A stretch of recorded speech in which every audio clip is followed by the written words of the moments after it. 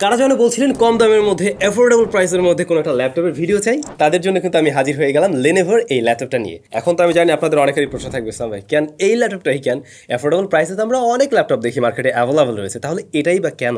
কারণ হলো মার্কেটে অন্যান্য যে কম্পিউটার রয়েছে রাইট নাও এটার প্রাইস অনুযায়ী তাদের থেকে এটা বেশ কিছু জায়গায় এগিয়ে থাকবে। ফার্স্টে আপনারা প্রায়োরিটি দেন কোন জায়গায়? পারফরমেন্স, এইটা সেটা ডেলিভারি করতে পারছে।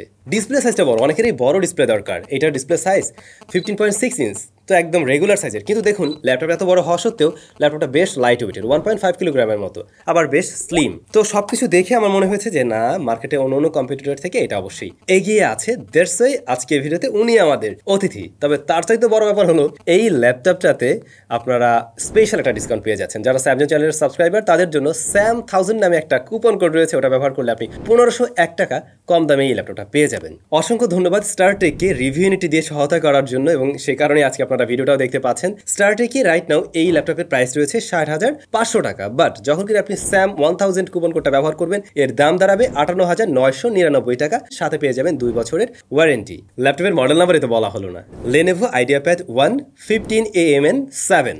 তো ঘটা করে আমরা আর ওই আনবক্সিং করতে গেলাম না। ল্যাপটপ থাকবে, এটাকে হচ্ছে গিয়ে পাওয়ার দেওয়ার জন্য অবশ্যই পাওয়ার অ্যাডাপ্টার থাকবে, ইউজার ম্যানুয়ালটা যা থাকে আর কি মোটামুটি সব কিছুই।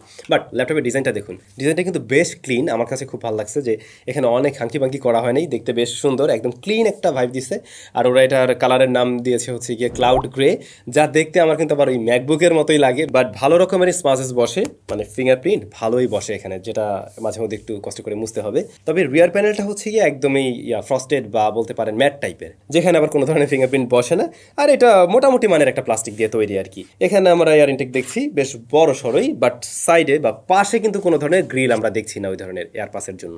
সো বুঝতে পারছেন যে এটা খুব বেশি হিট জেনারেট করবেও না, যে কারণে হয়তো তারা দেয়নি আর কি। ল্যাপটপটা খুলে দেখতে গেলে এইটার হিন্স মেকানিজম মোটামুটি ঠিকঠাকই লাগছে আমার কাছে। ওটা দেখে একটা আইডিয়া করতে পারছেন আশা করছি। তো টোটাল ল্যাপটপটা আসলে প্লাস্টিক দিয়ে তৈরি। এপাশে লেনোভোর ব্র্যান্ডিং রয়েছে। তো আমরা যদি রাইট সাইড থেকে দেখি, এখানে মূলত USB 2 এর একটা পোর্ট রয়েছে, তার পাশেই রয়েছে SD কার্ড স্লট, আর এখানে লাইটিং ইন্ডিকেটর রয়েছে। লেফট সাইডে পাওয়ার ইনপুট পোর্ট রয়েছে একটি, তারপর USB পোর্ট রয়েছে একটা, যা মূলত 3.2 Gen 1 এর। এরপরে রয়েছে HDMI পোর্ট 1.4B, এবং এরপরে USB Type-C port 3.2 Gen 1। But এখানে শুধুমাত্র ডাটা ট্রান্সফার করতে পারবে, এটা দিয়ে আপনি আবার চার্জ করতে পারবেন না কিন্তু। আর সাথে রয়েছে একটি অডিও কম্বো জ্যাক আর কি। এই ল্যাপটপটা যেহেতু বেশ বড় সড়ো, কিবোর্ডটাও কিন্তু আমরা একদম বড় সড়োই পেয়েছি নামপ্যাড সহকারে, এবং এইটার কি এর ট্রাভেল ডিস্টেন্সও কিন্তু আমার কাছে ভালোই লাগছে। তবে কোনো লাইট টাইট নেই ভাই, এটা ব্যাকলাইট থাকলে তো ভালো লাগতো, সাদা কালার থাকলেও কাজে লাগতো, যে জিনিসটা আমি মিস করতেছি। ট্র্যাকপ্যাডটা আমার মনে হয় এটা আরেকটু বড় দিলে তারা দিতে পারতো, দিলে সুবিধা হতো। যদিও এটা রেগুলার সাইজের মতোই লাগছে, খুব যে ছোট এমনটাও না, আবার এটা দিয়ে কাজ করতে গিয়েও কোনো ধরনের প্রবলেম আমরা ফেস করিনি। বাট বড় হলে হয়তো অনেকের সুবিধা হতে পারতো। এরপরে ভিতরে যদি আমরা ডিসপ্লে সাইডটা দেখি, এটাতে মোটামুটি চিন বেজেল হালকা পাতলা আছে আর কি। উপরে রয়েছে ক্যামেরা, তবে ওয়েব ক্যামকে আবার চাইলে আপনি কিন্তু লক করেও রাখতে পারবেন, যে ফিচারটা আমার খুব ভালো লাগছে। তো এখন মনে হয় এই ল্যাপটপটার ডিসপ্লেটা নিয়ে কথা বলা উচিত, বাট আমরা আগে একটু পারফরমেন্স ভিতরে কি আছে সেগুলো জেনে নেই। যেমনটা আমি শুরুতেই বলছিলাম, এখানে AMD Ryzen 5 7520U প্রসেসরটি রয়েছে, যা মূলত 2.8 GHz থেকে 4.3 GHz পর্যন্ত সর্বোচ্চ যেতে পারে। এটা মূলত 4 কোর 8 থ্রেডের একটি প্রসেসর। এর পাশাপাশি আমরা র্যাম দেখছি রয়েছে 8GB, যা DDR5 এর 5500 MHz এর। তবে অনবোর্ড র্যাম আলাদা করে আপনি আর র্যাম ব্যবহার করতে পারছেন না।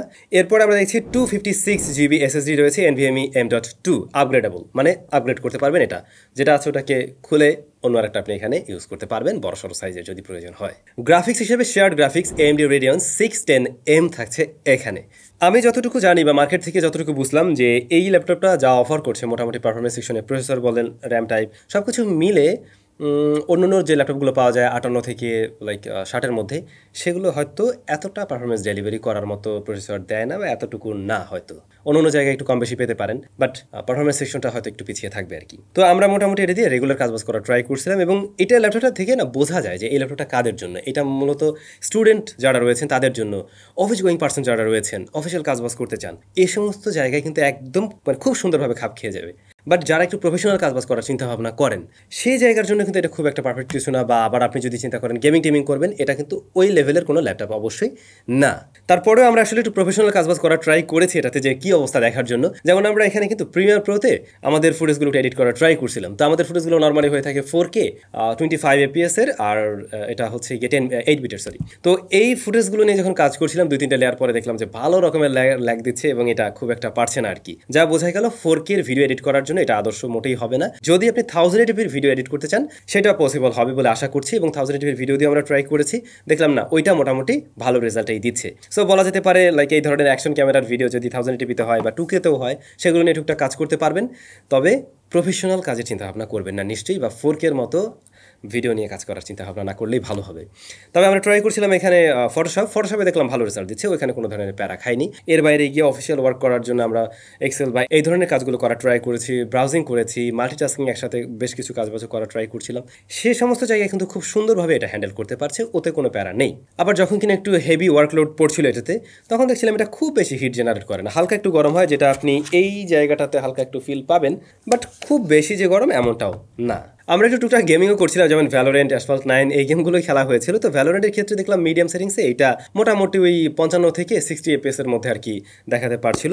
আপনি একদম মানে খেলতেই পারবেন না বিষয়টা কিন্তু এমন না, সময় টময় কাটাতে চাইলে, মাঝে মধ্যে ক্যাজুয়ালি গেমিং করতে চাইলে খেলতে পারবেন। তো মোটামুটি সবভাবে ব্যবহার করে যা মনে হয়েছে, এই ল্যাপটপটা আসলে হেভি ওয়ার্কলোডের জন্য না হলেও এর যে দাম, সেই জায়গা থেকে যতটুকু পারফরমেন্স ডেলিভার করতে পারে তাতে কিন্তু অনেক কম্পিটিটর থেকে এগিয়ে থাকবে, এটা শিওর বা জাস্টিফাই করে আর কি। তবে ভাই সব জায়গায় যে ভালো লেগে যাবে এমনটাও হয়তো না।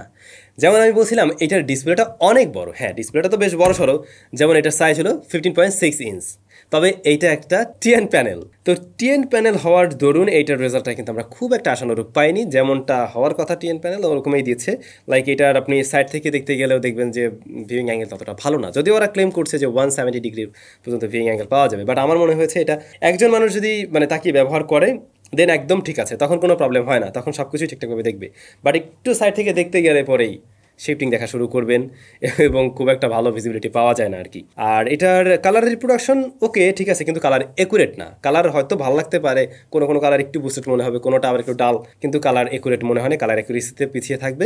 দেন এইটার ব্রাইটনেস আমরা যতটুকু জানতে পারছি এটার ব্রাইটনেস হলো 220 নিটস, যেটা মোটামুটি ঠিকঠাক আছে, মানে ইনডোর ওয়ার্কের জন্য এর ব্রাইটনেস ঠিক আছে, ওটা নিয়ে প্যারা নেই। যা বোঝা যায় এই ল্যাপটপটার কস্ট কাটিং তো করতে হবে, মানে মার্কেটের অন্য কম্পিটিটর থেকে সে যে পারফরমেন্স সেকশনে এগিয়ে আছে, অন্য জায়গায় এগিয়ে আছে, এখন কোনো জায়গায় তো কস্ট কাটিং করতে হবে। তো এই বেচারা কস্ট কাটিং এর শিকার, এটা বোঝা যাইতেছে আর কি।